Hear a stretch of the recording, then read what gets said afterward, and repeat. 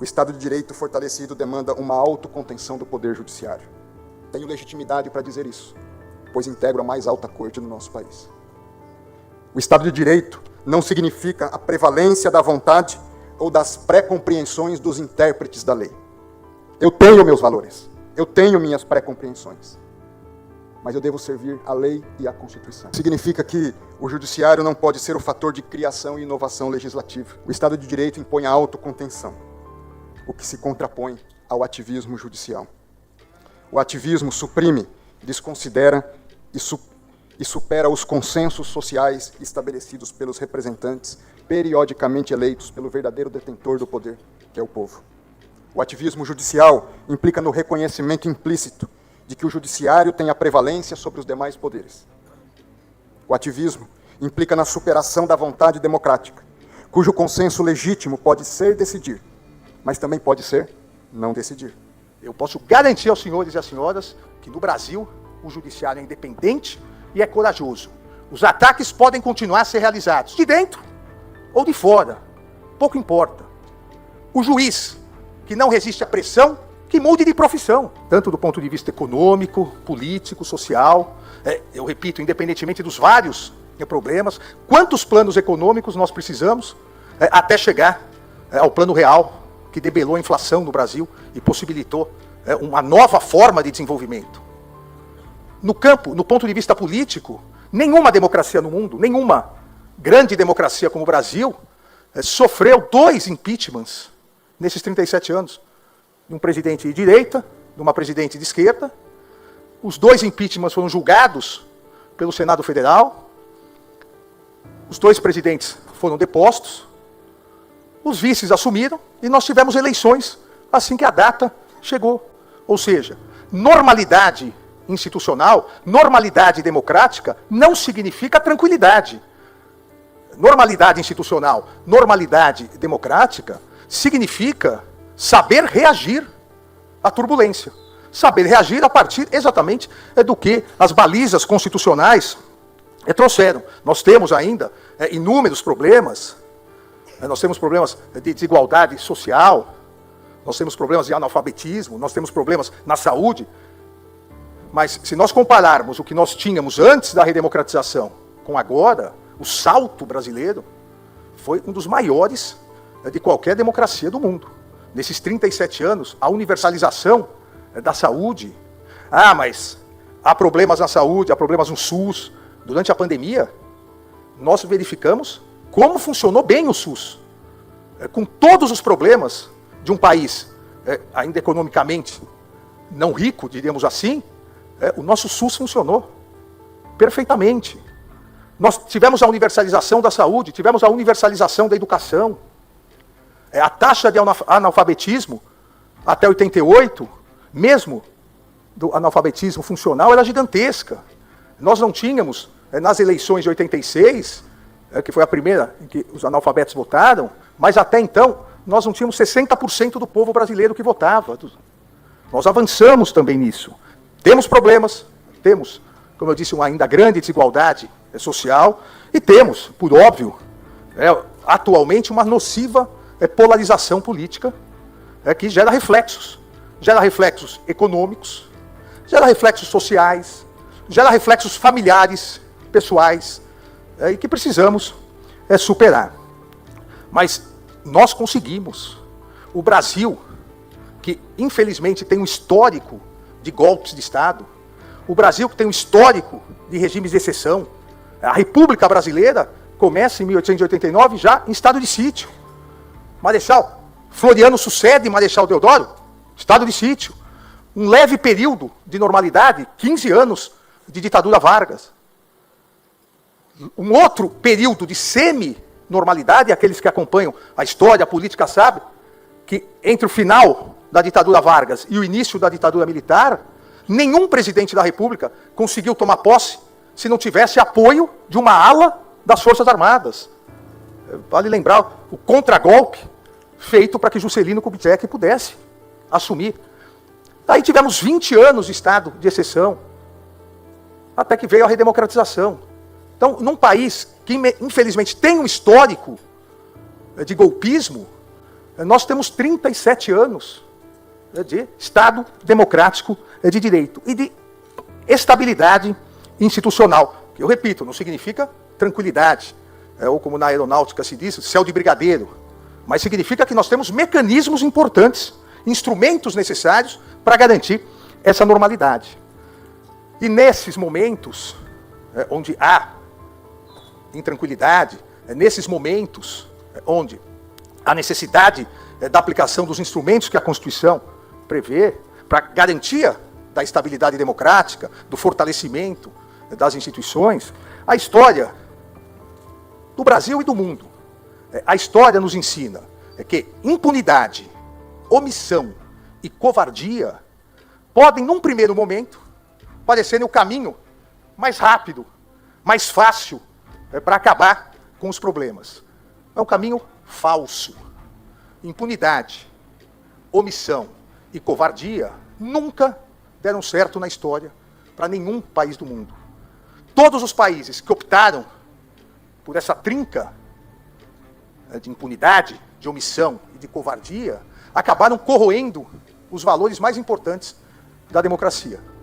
Todos os países que, num determinado momento, optaram por isso, acabaram, depois de um tempo, extinguindo a sua democracia, o seu Estado de Direito, e levaram anos e anos para recuperar. Nós temos a história aqui da América Latina inteira, infelizmente. Temos a história de Portugal, temos a história da Espanha a demonstrar isso. E, lamentavelmente, temos hoje a história de vários países do leste europeu. Nenhum desses países que optou por isso conseguiu sobreviver à normalidade institucional. A história recente mostra, a história não tão recente agora,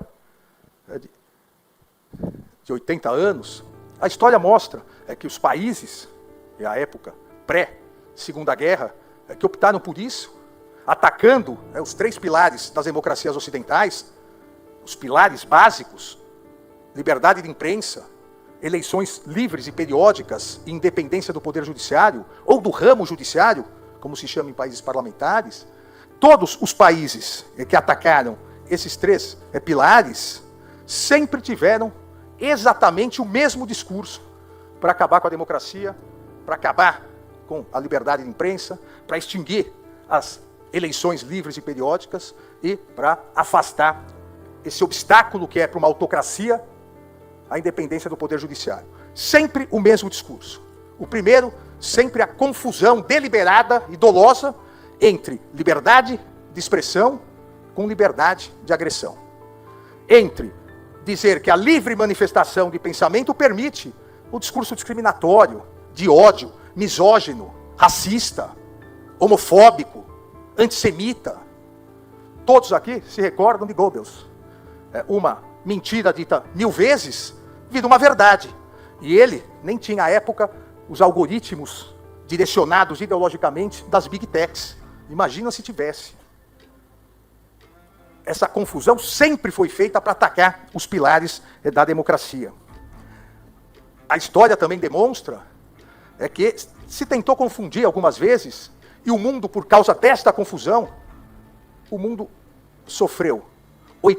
Entre 80 e 85 hoje, é a conta moderna que se faz de mortos na Segunda Guerra, entre 80 e 85 milhões de pessoas, entre civis e militares, e 6 milhões de judeus exterminados em campos de concentração, porque num determinado momento se confundiu covardia com apaziguamento. A covardia de não se enfrentar corretamente o que se deveria enfrentar com a política de apaziguamento de Chamberlain, que permitiu com isso que Hitler dominasse a Europa. Então, omissão, impunidade, covardia, apaziguamento, não existe num Estado democrático de direito. O que existe no Estado democrático de direito é aplicação da Constituição, aplicação da lei. O que existe no Estado democrático de direito é liberdade com responsabilidade. Você tem, como todos nós temos, liberdade para nos manifestarmos como quisermos, para atuarmos, para conspirarmos como quisermos. Só que nós temos que ter coragem de aceitar a responsabilidade. Democracia é o governo da liberdade com responsabilidade igual para todos. Liberdade, responsabilidade com igualdade. Somente nas autocracias, o autocrata pode querer exercer sua liberdade sem limites e não ser responsabilizado. E por que isso? Eu volto a dizer, nós temos exemplos atuais no leste europeu, porque nessas autocracias, sobre o falso lema de que deve haver uma contenção de determinados setores, imprensa, judiciário, se acabou com a liberdade de imprensa, se prendeu ou foram afastados milhares de juízes e promotores, como na Hungria, sobre o falso lema de que, eles precisam se autoconter, porque eles estão barrando o ataque à democracia. Estão barrando tudo o que eu quero fazer. Isso é coisa de autocrata. Isso é coisa de ditador. E esse método não funcionou, não vai funcionar, e aqueles que tentarem no Brasil serão responsabilizados. Não se pode atentar contra a democracia e, se der certo, é uma ditadura. Se não der certo, desculpa, volto para casa para me reorganizar. É liberdade com responsabilidade. Quem não quer ter responsabilidade é porque não tem coragem de assumir os seus atos. E no Brasil, nós mantivemos, e o nós que eu digo é a sociedade brasileira, nós mantivemos firmes os 3 pilares das democracias ocidentais. A imprensa livre, em que pese os ataques incessantes que a imprensa livre, a imprensa tradicional, a imprensa séria, vem sofrendo há anos de direcionamentos pagos pelas big techs, ataques a jornalistas, mas a imprensa livre, que é pilar da democracia, permanece firme. Eleições livres e periódicas. O Brasil dá um exemplo ao mundo. A cada 2 anos, nós temos eleições. De 2 em 2 anos, ou nós elegemos os nossos representantes gerais, ou os locais, tanto do legislativo quanto do executivo. E é o único país do mundo que, com 158 milhões de eleitores, em pouquíssimas horas, dá o resultado das eleições. Nós não deixamos, enquanto sociedade, e aqueles que viveram sob a ditadura sabem isso, nós não podemos deixar que retirem das brasileiras, dos brasileiros, esse orgulho. Nós temos eleições de 2 em 2 anos. Quem ganhar, assume. Quem perder, tenta daqui 2 anos ou 4 anos. Isso é democracia. Isso é liberdade com responsabilidade. Nós temos, então, imprensa livre, nós mantivemos eleições livres e periódicas e, apesar de todos os ataques, nós mantivemos um poder judiciário independente no Brasil. Só um poder judiciário independente é respeitado. O respeito se dá pela independência. Um judiciário vassalo, covarde, um judiciário que quer fazer acordos para que o país momentaneamente deixe de estar conturbado, não é um judiciário independente. E o judiciário no Brasil é um judiciário independente. O judiciário que não é independente não tem o direito de ser chamado judiciário. Eu posso garantir aos senhores e às senhoras que no Brasil o judiciário é independente e é corajoso. Os ataques podem continuar a ser realizados de dentro ou de fora, pouco importa. O juiz que não resiste à pressão, que mude de profissão e vai fazer outra coisa na vida. O judiciário, ele cresce com a pressão, porque essa é a função do juiz, julgar e decidir, manter a democracia e o Estado de Direito. E é isso que nós chegamos agora em 2025. É exatamente nesse momento que nós estamos. Um momento que, se não fosse essa odiosa polarização ideológica, infelizmente muito capitaneada pelas redes sociais e pelo ódio que se destila nas redes sociais, todos os brasileiros e brasileiras, independentemente da posição política, de direita, de esquerda, de centro, liberal, progressista, conservador, todas as posições são razoáveis e respeitáveis.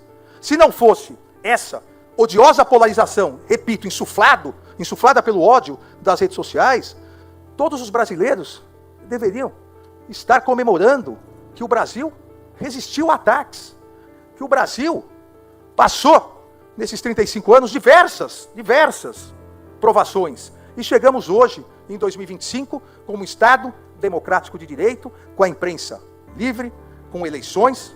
Daqui um pouco mais de um ano teremos novas eleições e com o judiciário independente. Isso significa que nós não temos desafios para o futuro? Claro que temos. E temos diversos desafios.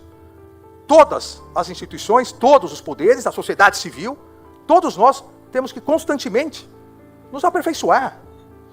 E eu venho dizendo e repetindo, e vou tomar liberdade, de nesses 6 minutos finais, antes que o João Dória me expulse, nesses 6 minutos finais, tomar liberdade e dizer para vocês que o desafio brasileiro nos próximos anos se chama segurança.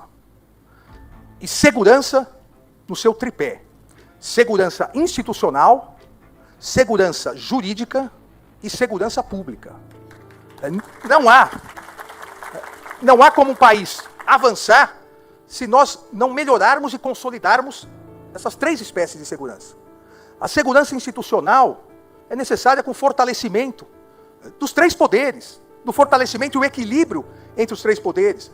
É difícil, mas é necessário uma reforma política e ninguém, milagre da reforma política ideal. Não há no mundo nenhum sistema político eleitoral idêntico ao outro. Não existe. Não existe um parlamentarismo idêntico ao outro. O parlamentarismo inglês, totalmente diferente do parlamentarismo alemão. O semipresidencialismo português, totalmente diferente do francês. O nosso sistema presidencialismo, diferente do norte-americano. Mas nós temos que verificar uma maneira de aproximar mais o eleitor do seu representante. Uma maneira de possibilitar uma cobrança maior, uma fiscalização maior. Pesquisas feitas logo após o segundo turno das eleições, com 3 semanas após o segundo turno, mostram que só 30% das pessoas se recordam em quem votaram para deputado federal. Eu não estou dizendo 3 anos ou 30 anos. Eu estou dizendo 3 semanas. Isso não é possível.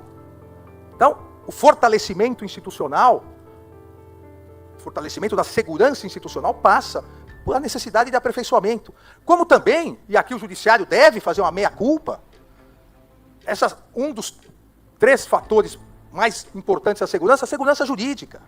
Há necessidade de reformas, mas não só reformas legislativas, reformas no funcionamento do Poder Judiciário.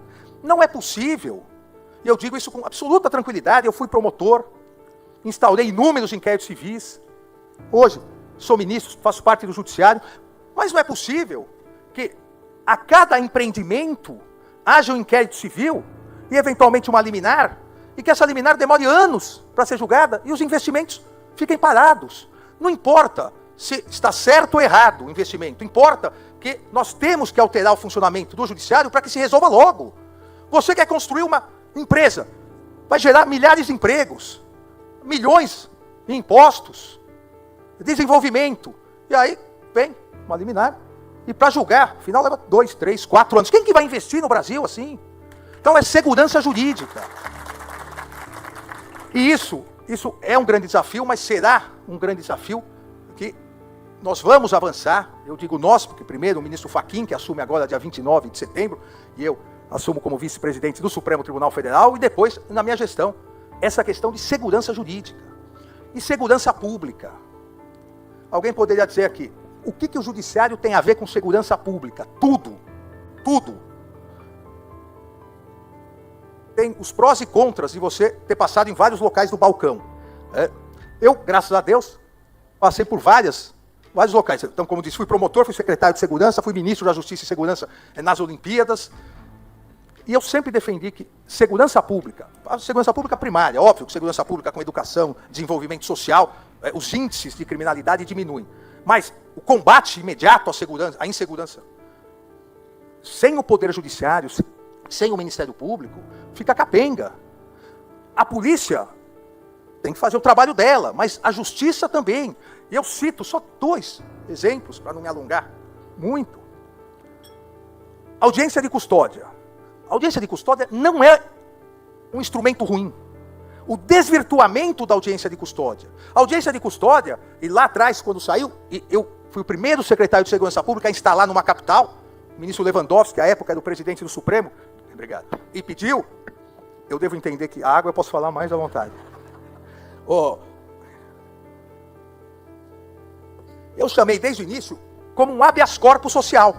Por que isso? Quem tem condições econômicas, se é preso, imediatamente entra com habeas corpus.